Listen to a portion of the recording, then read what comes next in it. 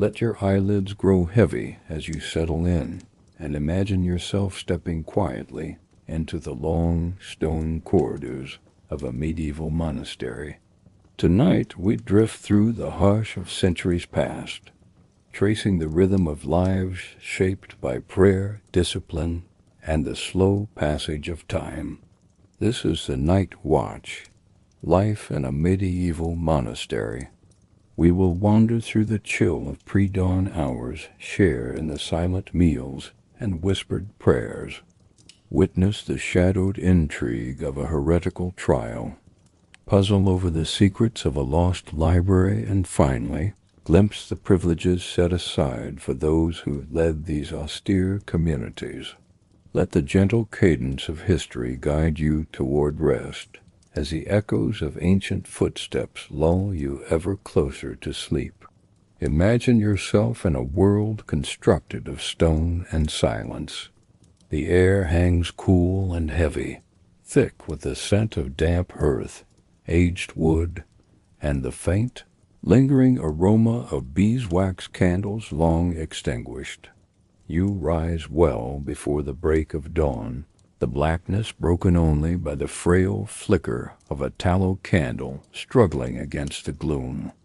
Beneath your feet the flagstones are unforgivingly cold, sending a shiver through your bare limbs as you move quietly toward the chapel.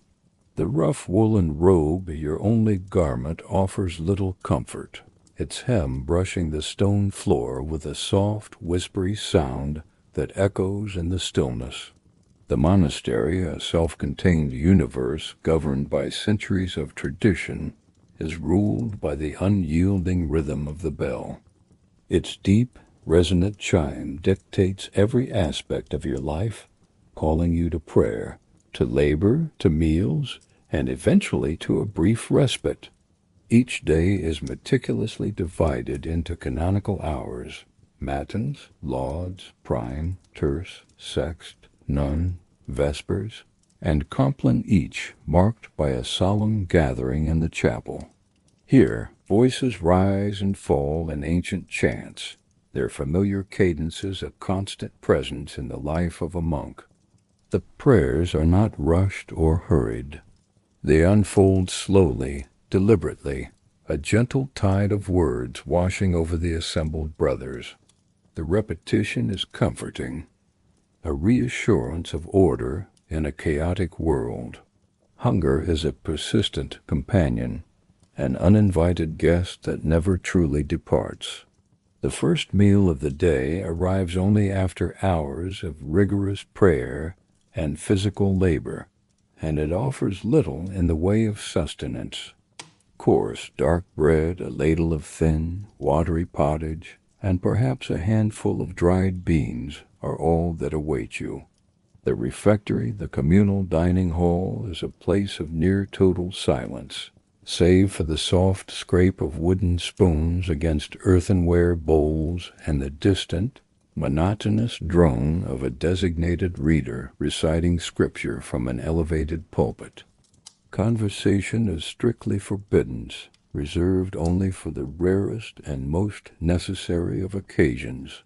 Most communication is conducted through fleeting glances, subtle gestures, or the unspoken understanding that arises from shared labor. A sense of camaraderie exists, but it is a quiet, reserved fellowship, born of shared hardship and devotion. Following the meager morning meal, you join the others in the scriptorium. This room, dedicated to the preservation of knowledge, is perpetually cool and dimly lit, the only illumination provided by shafts of pale light filtering through the narrow, arched windows. Here the rhythm of life is measured not by the bell, but by the slow, deliberate strokes of a quill upon parchment. Your task is to meticulously copy sacred texts, each letter a small act of devotion, a testament to the glory of God. The air is thick with the scent of ink, made from soot and gall, and the slightly musty odor of vellum, the treated animal skin that serves as the writing surface. The faint aroma of beeswax candles, used sparingly to conserve resources, adds another layer to the olfactory tapestry of the room. Outside, the world continues its relentless march forward, but within these walls time seems to slow, to stretch, each day echoing the last in an endless cycle of labor and contemplation. The nature of the work varies depending on your assigned duties and skills. Some monks are tasked with tending the monastery gardens, coaxing life from the rocky, unforgiving soil. Others care for the livestock, their hands roughened and calloused by years of hard labor. There are those who mend and repair the worn woolen robes, bake the daily bread, or tend to the sick and infirm in the monasteries. Small, sparsely equipped infirmary. All labor is performed in service, not only to God, but to the wider monastic community. A constant, unwavering struggle against the ever-present threats of want, weariness, and the slow erosion of time. As dusk gradually descends, painting the sky in hues of gray and purple, the monastery slowly grows quiet once more. The sounds of labor fade, replaced by the soft murmur of whispered prayers. You gather with the other brothers in the chapel for Compline, the final prayers of the day. The room is shrouded in dimness, the air heavy with the lingering scent of incense and the faint, almost imperceptible warmth emanating from the bodies of your fellow monks. The words of the prayers are deeply familiar, comforting in their unwavering repetition. They offer solace, a sense of peace amidst the trials of monastic life. When the final prayer is uttered, you return to your cell, a small, bare, and sparsely furnished room containing little more than a straw-filled mattress and a single precious candle. You lie down, listening to the distant, melancholic sound of the bell as it marks the passage of another hour, and allow sleep to claim you, knowing with absolute certainty that tomorrow will unfold in much the same manner as today, and the day after that, and the day after that. This, then, is the essence of their lives, a constant, unwavering cycle of prayer, work, and meager rest, all meticulously shaped by the iron discipline of the monastic rule and a deep, abiding devotion to God. The hardships are undeniably numerous, the bone-chilling cold, the gnawing hunger, the constant ache in weary limbs, but so too are the fleeting moments of quiet satisfaction, the profound sense of purpose, and the unwavering comfort of belonging to something far greater than oneself. As you drift deeper into the profound stillness of the monastery, allow the gentle repetition of days and prayers to lull your mind into a state of tranquil repose. Let the worries and anxieties of the outside world gradually fade away, replaced by the steady, soothing cadence of monastic life, a rhythm as old and enduring as the stones that surround you. Now, let us imagine the profound tranquility of the monastery shattered, the quiet rhythm of daily life disrupted by unsettling news from the outside world. A world consumed by relentless conflict, simmering political intrigue, and pervasive gnawing suspicion. In the year of our Lord 1431, a young woman stands at the very epicenter of this gathering storm. Her name is Joan of Arc, and her improbable story, her unwavering faith, and her tragic fate will resonate through the hallowed corridors of faith and the shadowy halls of power for centuries to come. Joan, a humble peasant girl born in the obscure village of Domremy, claimed to possess a divine gift, the ability to hear the voices of angels and saints, celestial beings who urged her with unwavering conviction to rise up and drive the encroaching English forces from the sacred soil of France. Her unwavering conviction, her undeniable courage in the face of overwhelming odds, and her string of stunning victories on the battlefield ignited a spark of hope in the hearts of the French people, inspiring them to resist the English occupation with renewed vigor. Yet her meteoric rise also sowed seeds of deep fear and resentment among the established powers, both secular and religious, who viewed her claims with growing alarm and suspicion. In the eyes of the Church, her audacious pronouncements bordered dangerously on heresy, challenging the established order and threatening the very foundations of religious authority. In the eyes of her enemies, particularly the English and their Burgundian allies, she represented a direct and potent threat to their carefully cultivated political dominance, a dangerous upstart who needed to be silenced at all costs. Picture in your mind's eye the stark setting of the trial, a cold, imposing chamber, its stone walls echoing with the weight of centuries. Joan stands defiantly before a meticulously assembled panel of learned men, bishops, theologians, and seasoned inquisitors, all cloaked in somber robes, their faces etched with skepticism and suspicion. The air within the chamber is thick with the cloying scent of incense, intended to invoke a sense of divine authority, yet it does little to mask the palpable tension that permeates the room. A heavy silence hangs in the air, broken only by the measured, deliberate voices of her accusers as they launch their relentless interrogation.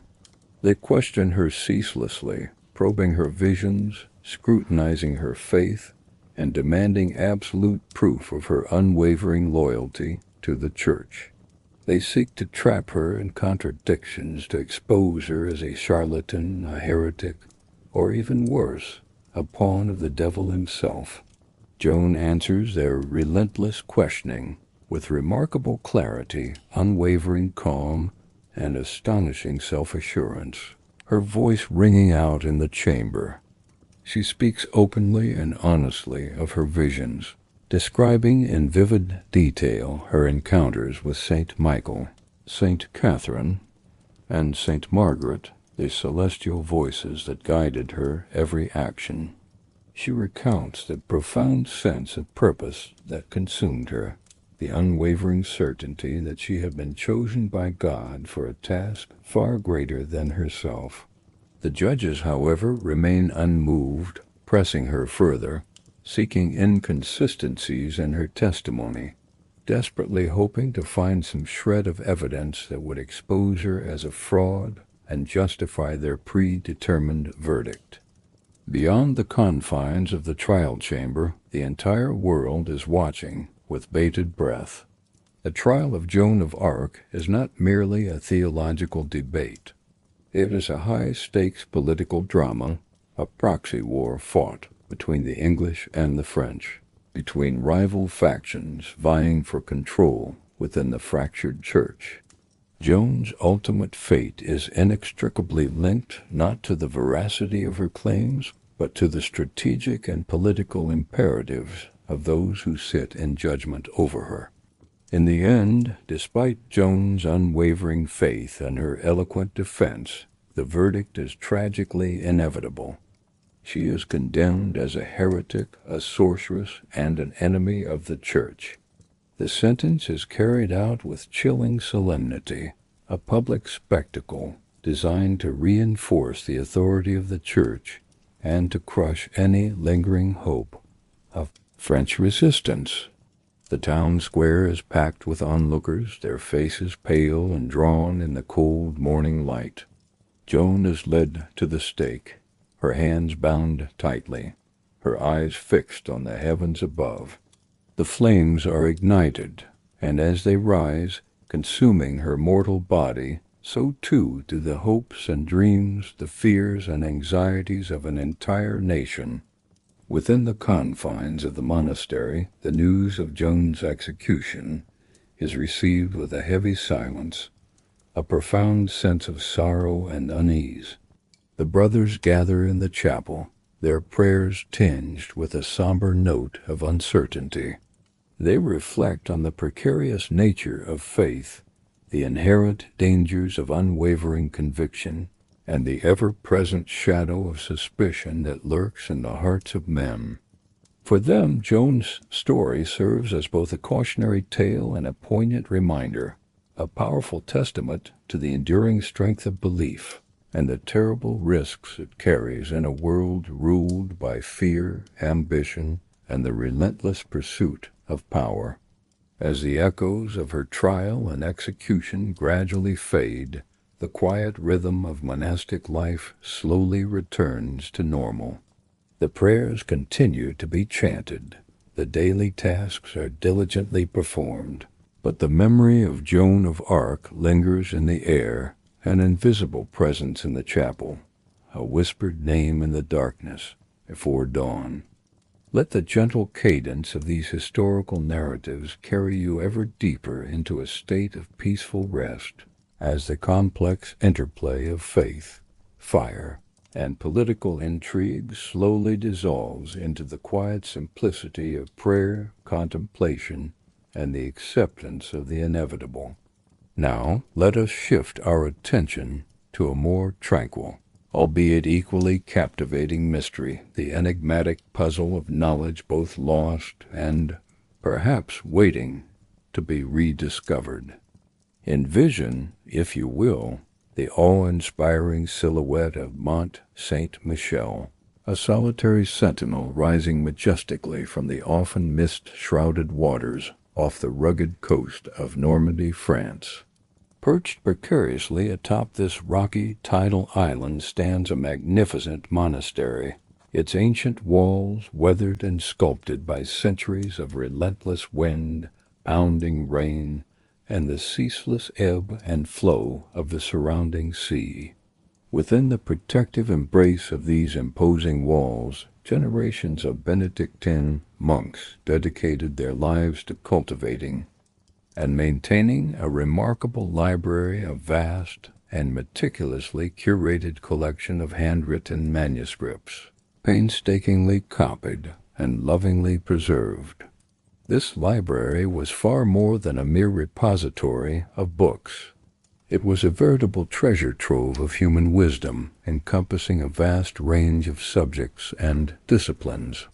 Within its hallowed halls resided sacred texts, illuminating the tenets of Christian faith, detailed historical chronicles, documenting the rise and fall of empires, insightful treatises on the natural sciences and philosophical inquiries, and exquisitely illuminated manuscripts, their pages adorned with intricate artwork and vibrant colors, each stroke executed by the patient hands of skilled monastic artisans. The very air within the library was imbued with a unique and intoxicating aroma, a complex blend of aged parchment, the subtle mustiness of decaying wood, and the lingering, comforting scent of beeswax candles, their light having illuminated these pages for countless centuries. This was a place of profound learning, quiet contemplation, and the unwavering pursuit of knowledge. However, as the inexorable march of time continued, the library's once expansive collection began to dwindle, its literary treasures gradually disappearing from its shelves. Devastating wars swept across the land, leaving a trail of destruction and chaos in their wake. Invading armies marched across the narrow causeway that connected Mont Saint-Michel to the mainland, their presence disrupting the peaceful existence of the monks. The monastery itself was repeatedly besieged by periods of intense turmoil and political upheaval, leading to the neglect, dispersal, and outright loss of many irreplaceable manuscripts. The library's meticulously maintained catalogues grew increasingly thin. Their entries crossed out one by one as volumes vanished, The once overflowing shelves stood increasingly bare, a stark testament to the ravages of time and the destructive forces of human conflict. The burning question that continues to intrigue historians, archaeologists, and bibliophiles to this very day is, what priceless secrets did the monks of Mont Saint-Michel safeguard within those ancient walls? What knowledge has been irretrievably lost to the ages? Some speculate that the library may have housed incredibly rare and historically significant works, including long-lost, ancient chronicles detailing forgotten events, forbidden texts containing controversial or heretical ideas, or perhaps even the personal writings of influential figures who sought refuge within the monastery's isolated confines. Others believe that hidden chambers, concealed passages, and secret vaults may still lie undiscovered beneath the monastery, their contents remaining undisturbed for centuries, patiently waiting to be brought to light.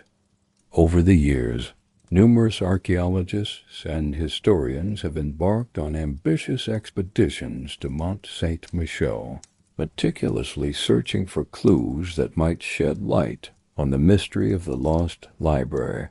Their efforts have yielded tantalizing discoveries: faded inscriptions on forgotten walls, hidden alcoves concealed behind seemingly solid stone, and fragmented pieces of parchment unearthed from beneath layers of dust and debris. Each of these small victories offers a fleeting glimpse into the minds and lives of the monks who dedicated their lives to preserving knowledge within these walls. Yet, despite these dedicated efforts, much remains shrouded in uncertainty. The library's most significant secrets, the most valuable and historically important manuscripts, remain elusive, their whereabouts unknown, their contents lost to the mists of time. For the monks themselves, the gradual decline and eventual loss of the library was a deeply felt tragedy, a devastating blow to their intellectual and spiritual pursuits. The rhythm of their monastic lives was inextricably linked not only to the daily cycle of prayer and contemplation, but also to the dedicated pursuit of knowledge and the preservation of learning. Each meticulously copied manuscript represented far more than just words on a page. It was a vital link in a long and unbroken chain stretching back through the centuries, connecting them to the wisdom of the past and providing guidance for the future. The library served as a powerful symbol of the endurance of learning, a testament to the resilience of the human spirit in a world that was often indifferent and sometimes actively hostile to the pursuit of intellectual inquiry. As you allow your mind to wander through the imagined quiet halls of the lost library of Mont Saint-Michel, envision yourself surrounded by towering stacks of forgotten books, their leather bindings cracked and worn, their pages filled with the wisdom of ages.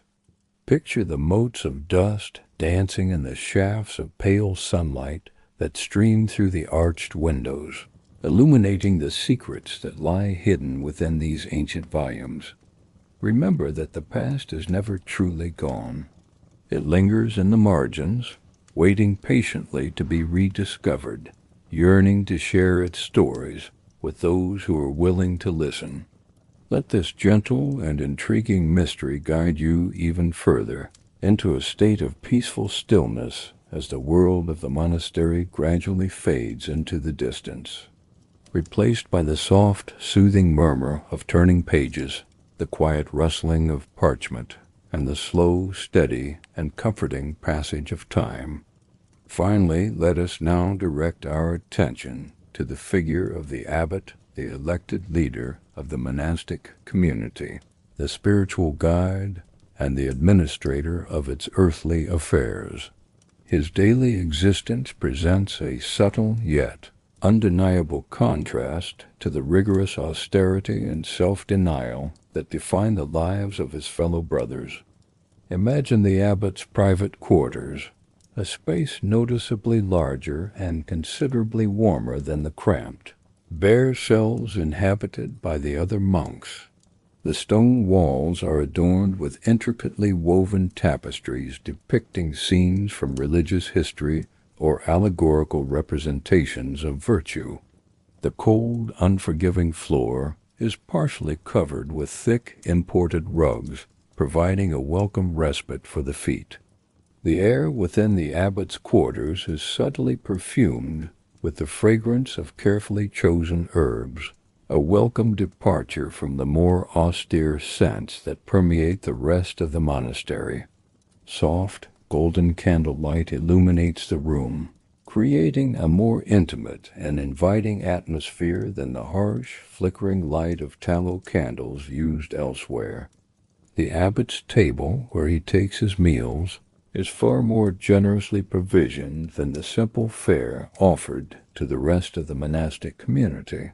While the brothers subsist on meager portions of coarse bread, watery pottage, and occasionally a few dried beans, the abbot enjoys a more varied and nourishing diet. He might partake in a dish of freshly caught fish, seasoned with aromatic herbs and spices. A goblet of spiced wine, imported from distant vineyards, might accompany his meal, adding a touch of luxury to his otherwise simple existence.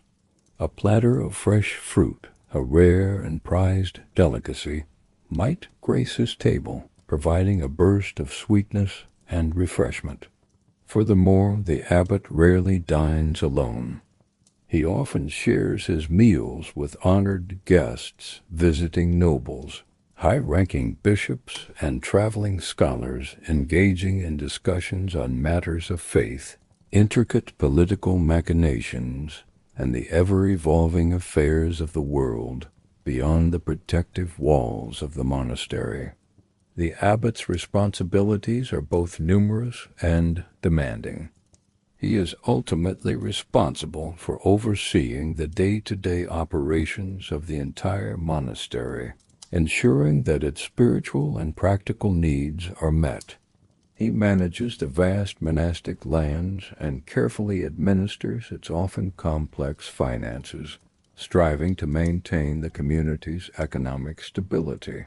He serves as the chief dispenser of justice, resolving disputes among the brothers and ensuring that the monastic rule is upheld. He also acts as a crucial mediator between the monastic community and the often turbulent world outside, representing the monastery's interests to secular and religious authorities. His days are typically filled with a seemingly endless series of meetings, the drafting and review of important correspondence, and the quiet but heavy burden of leadership.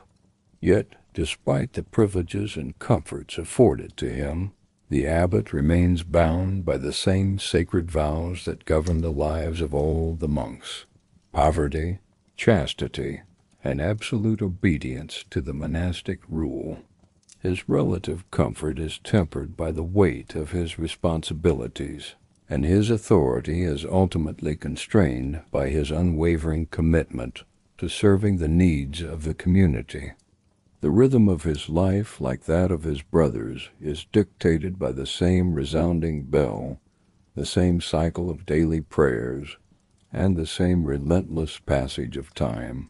For the brothers within the monastery, the abbot's elevated status and relative privileges are a source of both aspiration and a poignant reminder of the hierarchical structure that governs their world.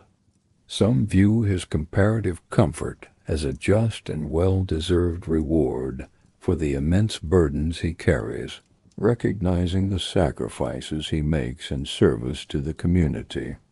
Others, perhaps driven by envy or a longing for a less austere existence, may view his privileged position with a degree of suspicion, seeing it as a potential temptation, a subtle challenge to the core ideals of monastic life, which emphasize humility, self-denial, and the rejection of worldly possessions. As night gradually falls, casting long shadows across the monastery, the abbot retires to his private chamber, seeking a brief respite from the demands of his office. The soft, flickering glow of a single candle cast dancing shadows on the walls, illuminating the symbols of his authority and the tools of his trade. He reflects upon the events of the day, the quiet struggles and small victories, the endless balancing act between discipline and compassion. Outside, the monastery slumbers, its ancient stones radiating the accumulated warmth of countless lives lived within its walls, a testament to the enduring power of faith, community, and the unwavering pursuit of spiritual enlightenment. Let this gentle and thought-provoking contrast between privilege and austerity ease you ever closer to a peaceful and restorative sleep, as the cares and concerns of the world gradually recede into the background, replaced by the simple and comforting awareness of rest, security, and the profound stillness of the night. Now, as our contemplative journey through the echoing corridors of the medieval monastery gently draws to its conclusion, allow the lingering echoes of ancient prayers, the quiet struggles for meaning and purpose, and the enigmatic mysteries concealed within stone and parchment, to gradually fade into the comforting embrace of silence. You are no longer constrained by the cold, unforgiving stone floors of the monastic cells, nor are you compelled to endure the gnawing pangs of hunger that accompanied the monks through their long days of labor and contemplation. Instead, you now have the privilege of resting in the unparalleled comfort of the present moment, enveloped in a cocoon of warmth, security, and tranquility. The challenges and hardships of the past, the trials and tribulations faced by those who lived and worked within the monastery walls, are now distant memories, their lessons and legacies woven quietly and seamlessly into the rich tapestry of your dreams. Allow the steady and soothing cadence of history, with its endless cycles of rise and fall, triumph and tragedy, to lull you ever deeper into a state of peaceful repose, as restful sleep gently enfolds you, carrying you away to a realm of tranquility and rejuvenation. And remember, as you drift off to sleep, that the night watch continues far away in that distant world of stone and silence, carried out by the devoted souls who sought solace, meaning, and connection within the walls of a medieval monastery. Good night, and sleep well.